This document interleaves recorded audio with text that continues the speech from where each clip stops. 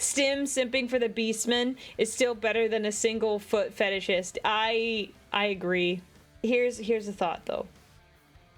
The Beastmen have beast parts to them. They have animal parts, like heads and hooves and things.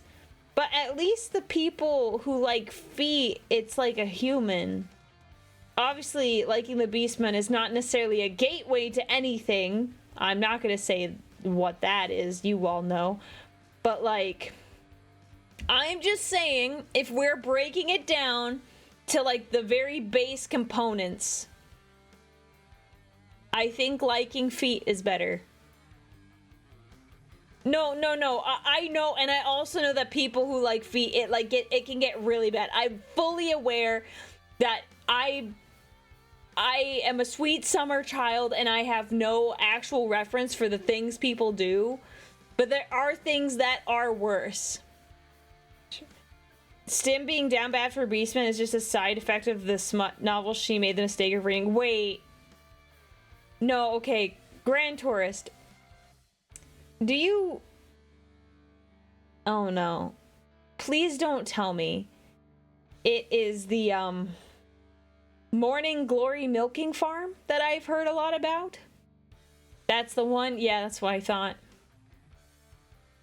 Alright, you guys get to learn. You're gonna learn something today.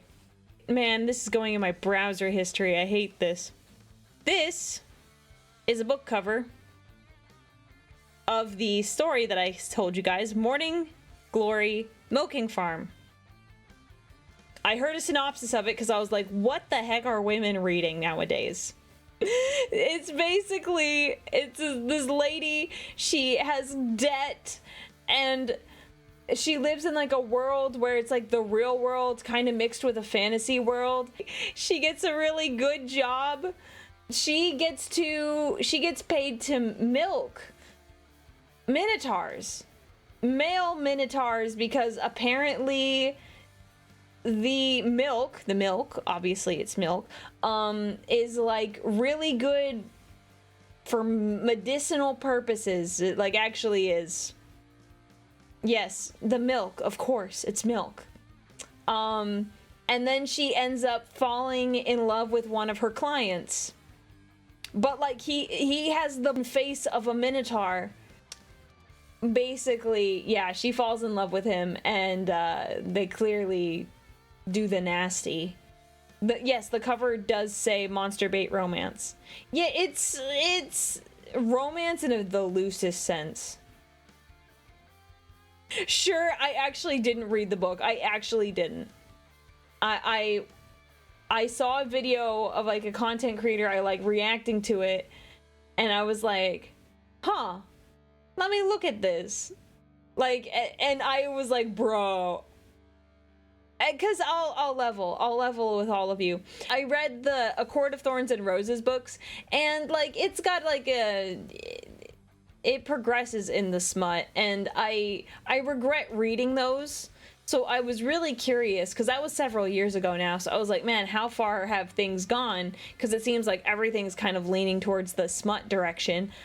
Regrettably, I don't think that's really good for people. So when I found out about this, I was mortified.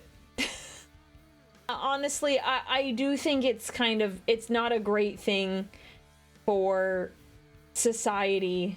There's a ton of these books. I mean, they always existed, let's be honest. It's now more commonplace and like acceptable for women to read them in public. I don't support the reading of those. I think it can set you up for some pretty bad expectations.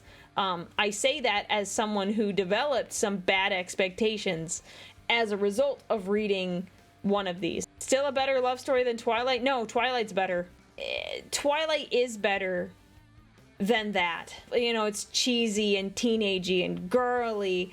I will say, as someone who read Twilight, at least Edward was respectful of Bella. At least it was like appropriate relationship. Well, kind of, but also not. When the 100-plus-year-old man sees the 18-year-old girl, he like, dang girl, kind of cute.